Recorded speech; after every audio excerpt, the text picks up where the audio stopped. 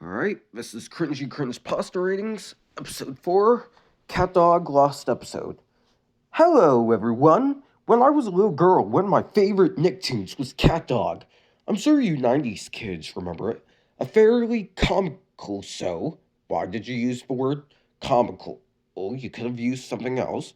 About a pair of Siamese twin brothers, one cat and one dog.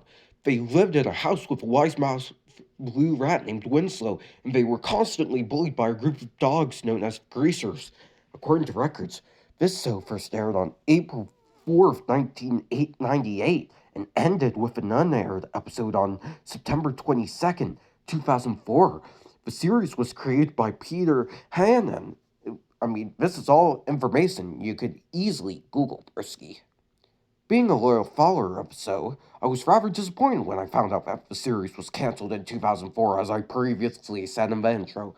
Like most other people, I hadn't seen the unaired episode, which I had found was titled Fix of Kin slash Meet Dog's Friends.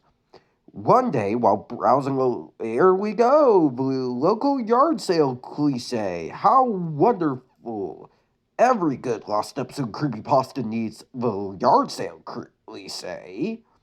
I came across the DVD in a plain clear case.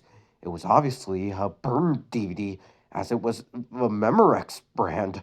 Anyways, it had CatDog for the birds messily scrawled on it in black Sharpie marker. Prepare yourselves, people. You might want to sit down for this. I never heard of this episode. Oh, it must have been some kind of mysterious unhaired episode that I talked about in the intro. You don't say. I had to have it. I asked the woman, about in her 40s in charge, how much she wanted for it. She didn't know. It belonged to her son, she said. So she sprinted into her house and brought out a young man, probably in his mid-20s, who was apparently her son, even though that man was most likely her son, not apparently. Let's do a Jerry Springer episode to confirm this, though, right? He was very thin, pale, and had deep, dark circles around his eyes. He looked malnourished, and like he hadn't slept in weeks. I showed him the DVD, smiled politely at him, and asked, "How much?" He gave me a look like someone who was in shock and terribly nauseous at the same time. What?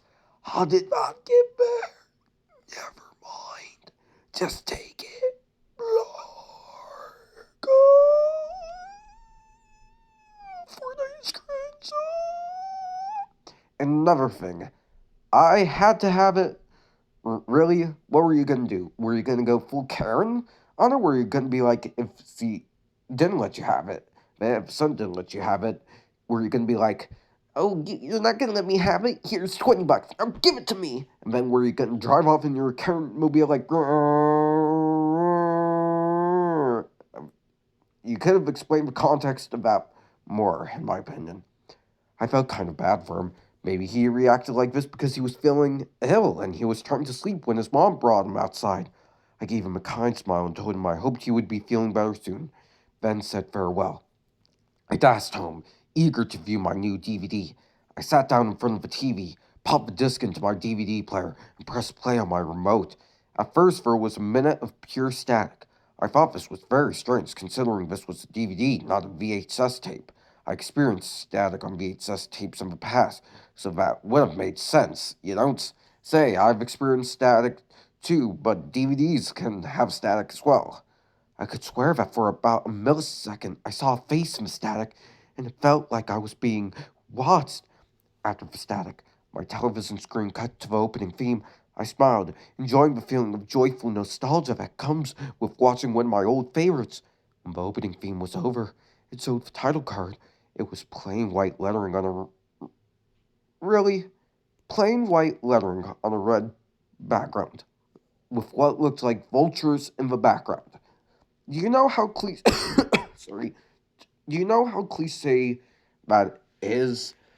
Is this gonna be one of those pastas that has a ton of cliches in it? The title said, "For the birds." Oh, maybe the vultures are the birds. I'm guessing. Anyway, the episode started out with dog stretching and yawning before cheerfully proclaiming, "It's a beautiful day."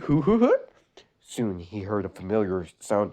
"Garbage truck! The garbage truck is here!" yelled Dog gleefully, while he jumped out of bed, dragging a drowsy, morbid, annoyed cat with him. "Dog, I need my sleep." Ugh, Cat growled. As usual, Dog didn't hear him. "Garbage truck, garbage truck, garbage truck!" He ran down the street and sped past the greasers. The chase went on for about 5 minutes, with the usual goofiness of Cat bumping himself off objects, yelling, "My body, my body, my body, my body!" Dog kept running as the garbage truck safely drove over some train tracks.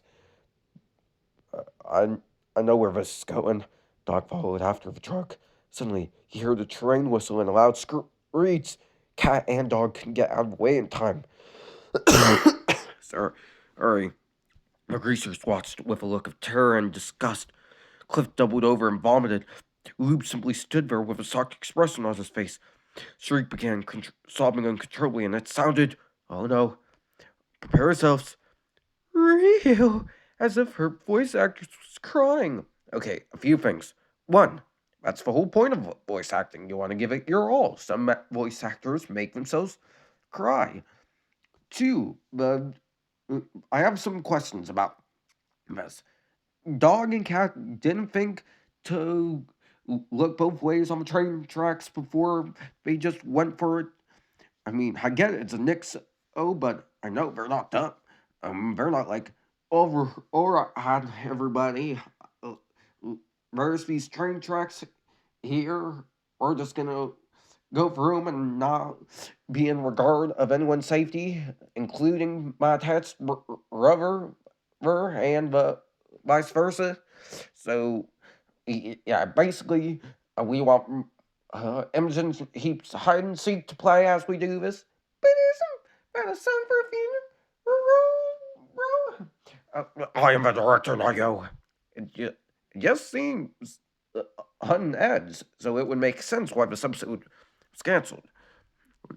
Out of the blue, a huge flock of vultures flew down and began feasting on CatDog's mutilated corpse. Because of the episode for the birds, there has to be birds. The screen starts showing graphic snapshots of the birds ripping apart CatDog's remains while Freebird by Leonard Skinner plays. Oh no, not Freebird. Anything but that. It's too random of a song, and it's not scary. It's amazing. I love Leonard Skinner.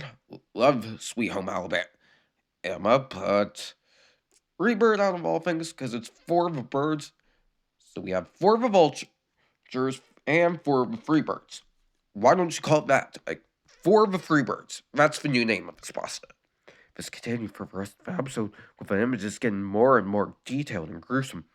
Then the ending credits roll, just plain white letters scroll down a black background, like we haven't seen that before. I tried ejecting the DVD, but the player didn't seem to want to open. When it finally came out, the disc was partially melted, and it had deep scratches on the bottom of the disc. I tried to pick up the disc, but it was burning hot. I freaked out and threw it in the trash. I still have nightmares about this episode. Sometimes I dream about that face in static. I see it at night while I'm trying to sleep, just out of the corner of my eye. It's always brief, but I can always feel it watching me. Alright, that was CatDog Lost Episode for the Birds. My final ranking of the story, 3 out of 10. There were too many cliches. The plot points didn't make any sense at all to me, and the song Freebird being in there was just random, hoping for the best with this pasta. Alright, if you like what you see, like, comment, and subscribe. See you in the next video.